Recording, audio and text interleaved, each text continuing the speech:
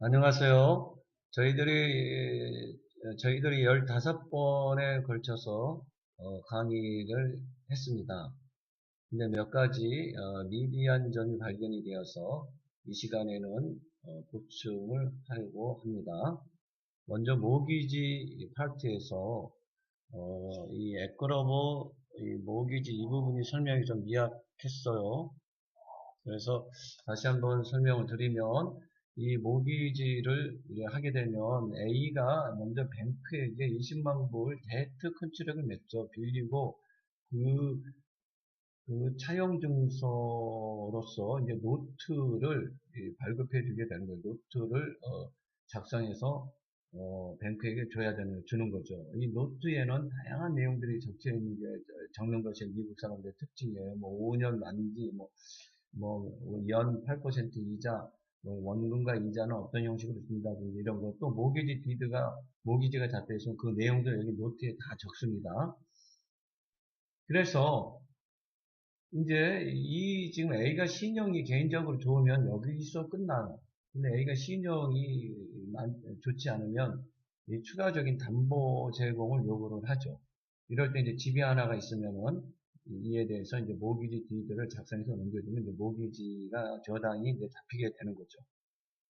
그래서 이 모기지라는 것은 여기 우리 타이틀 보면 타이틀은 오너십 인터레스트, 포제서리 인터레스트, 시큐어 인터레스트 이 세 가지로 구성이 되어 있다는 건 누누이 말씀드렸고 이 중에 시큐어 인터레스트 그러니까 오너십 인터레스트는 내 처분할 수 있는 거, 내 마음대로 내 물건을 처분할 수 있는 거, 포제서리는 사용권, 시큐어 인터레스트는 담보로 제공해서 돈을 빌릴 수 있는 이거죠.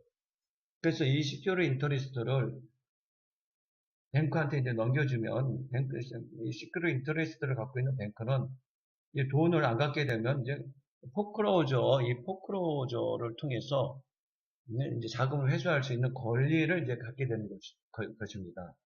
그래서 이제 시큐리티 타이틀을 다 넘겨주는 게 아니라 타이틀의 하나의 구성 인터레스트인 시큐리 인터레스트를 간접적으로 이미 넘겨주고 그 증거로서 모기지 증서를 작성해서 A가 주는 거죠.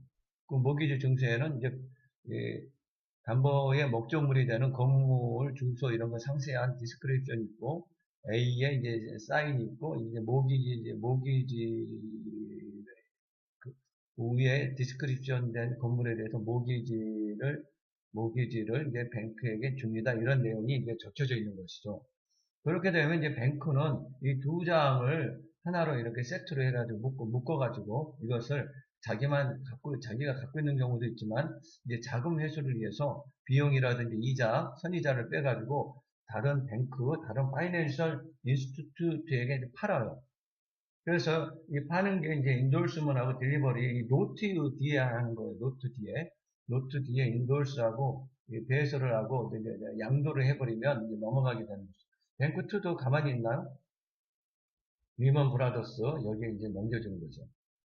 그래서 이게 때가 되면 만기가 되게 되면 이제 리먼 브라더스가 A에게 이제 지급 제시를 하는 거죠. 지급 청구를 하게 되면 A의 경우에는 이거 이제 리먼 브라더스 알지 못하지만 이 증서 두 개를 갖고 제시했기 때문에 얘한테 이제 이 노트에 여기 규정된 대로 이것을 줘야 돼요. 네.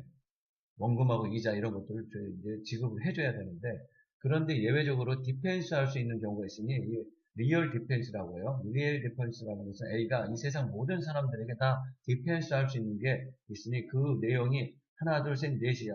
제일 중요한 건 머티리얼 얼터네이션, 위조 변조. 이걸 갖고 왔는데 자기가 뱅크에게 써준 거하고는 완전히 자기 게 아니라 누군가 변조했어요. 위조했어요. 그런 거에 대해서는 지급 제시를 거절할 수 있고 또 fraud in execution, fraud in the execution 이것은 대출 계약서라고 속이면서 사인권자에게 매매 계약서 원래 매매 계약서인데 대출 계약서라고 거짓말을 속여가지고 그 사인을 받는 거예요. 굉장히 큰 프로드죠. 이거와 이제 비교되는 것이 프로드 인듀스먼인데 이것은 매매 계약서인 것은 사인권자가 알고 있어요. 다만 매매 계약서 사인하면은 어떠한 투자 가치가 있다. 그것을 속이는 거예요. 매매에서 사인할 수 있도록 이제 유인을 하는 거예요. 이거는 이제 퍼스널 디펜스고, 프로드 인 엑스큐션 너무 이거 심각한 거잖아요. 이것은 이제 리얼 디펜스로 분류하고 있습니다. 또 듀레스, 이 총칼을 들이매고 사인하라 그러면 이거 갖다 줘서 이게 하면 되겠어요? 안 되죠? 그 다음에 인자로 들어가는 인펀시, 미성년자, 마이너, 인커패시티, 인사너티, 일리갤러티, 인설벤시 이런 종류는 이 세상 모든 사람에게 A가 뭐, 뱅크 1이 지급 제시를 했다, 뱅크 2가 했다, 리먼 브라더스 했다, 또 이거 잃어버려가지고 제3자가 갖고 했다, 다 주장할 수 있어요. 이에 대해서 퍼스널 디펜스라는 거, 나머지는 다 퍼스널 디펜스인데, 그것은 뱅크 1에게만, 여기는 뱅크 1에게만 대항할 수 있는 게 퍼스널 디펜스예요. 예를 들면, 여기 리먼 브라더스가 지급 제시했는데 A가 뭐라 하냐면 이미 일주일 전에 뱅크 원한테 갚았다. 이거는 지금 유통 증서를 갖고 지급 제시하는 이 사람한테 대항할 수 없어요. 그거는 오직 뱅크 원한테만 대항할 수 있어요. 뱅크 원이 한 달 전에 이거 받아갔는데 변제가 됐는데 또 얘들이 실수를 해서 또 지급 제시를 하는 거예요. 이 종이 두 장을 가지고. 그럴 때는 이미 너한테 갚았지 않냐? 라고 이제 뱅크 원한테 이제 퍼스널 디펜스를 주장.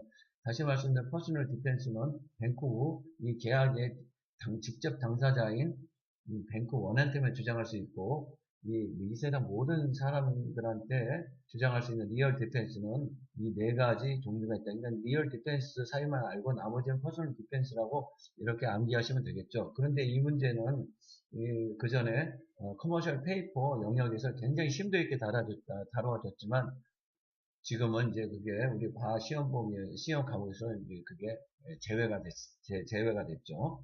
그래서 이제 중요성이 좀 떨어지고, 이에 대해서 이 A가 이 건물을 모기지를 뱅크에게 잡혔다 하더라도 이게 지금 20만 불이니까 1년이 가요.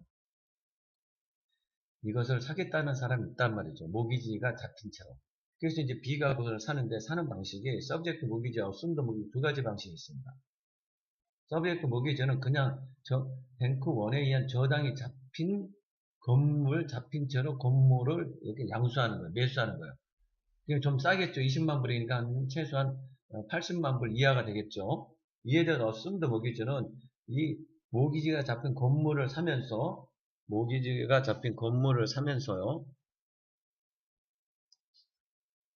사면서 플러스 이 20만 불이라는 저 의무 있잖아요. A가 20만 불을 뱅크에 갚아야 되잖아요. 저 의무를 델리게이션으로 받아요. 네. 데트까지 받아요. 의무를 델리게이션으로 받아요, 자기가. 이 차이점은 서브젝트 모기지와 썬더 모기지의 차이점은 만약에 이 건물이 값어치가 이제 거품이 빠져가지고 15만 불 선으로 이제 됐다. 그럼 이제 부족하죠. 근데 A가 지금 디폴트가 됐어요. 못 갚았어요. 그러면 이제 이 뱅크는 이 모기지 증서를 가지고 이것을 이제 포크로저가 이제 들어올 중입니다. 포크로저는 강제 집행 절차 전체를 얘기해요. 그래서 이 포크로저는 세 가지로 구성이 되어 있죠. 이제 어태치먼이 있죠. 어태치먼. 압류를 해야 되겠죠. 압류. 어태치먼. 두 번째는 어태치먼에서는 퍼블릭 세일, 경매라든지 네, 퍼블릭 세일 이거를 해야 되겠죠.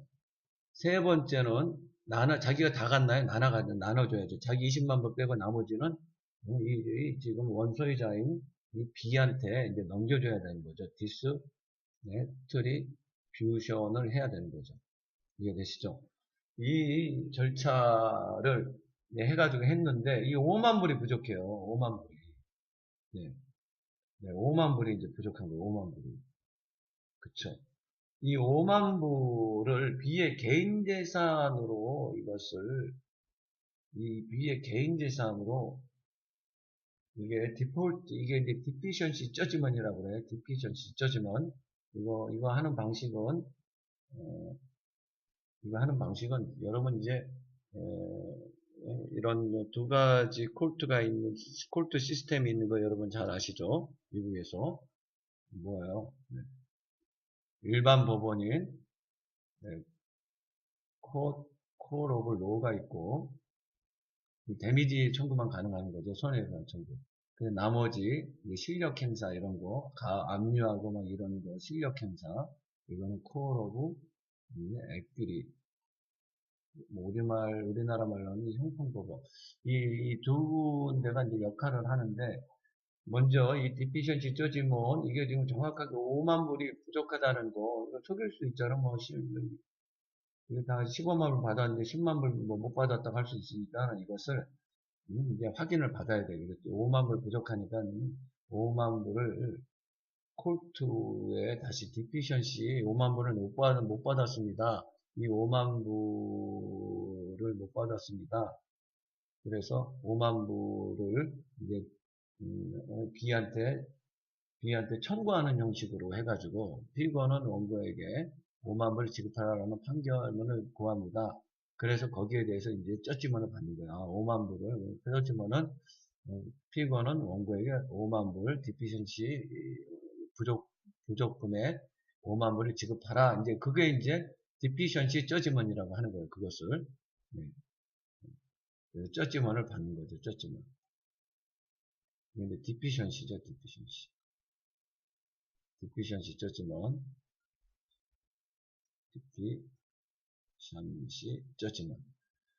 이걸 가지고 콜옵 에큐리에 가서 증거로 제출해서 뭘 받냐면 인정티브 릴리프를 받아요. 콜옵 에큐리에서 콜옵 에큐리 판사님이 내는 저지먼은 인정티브 릴리프라고 해요.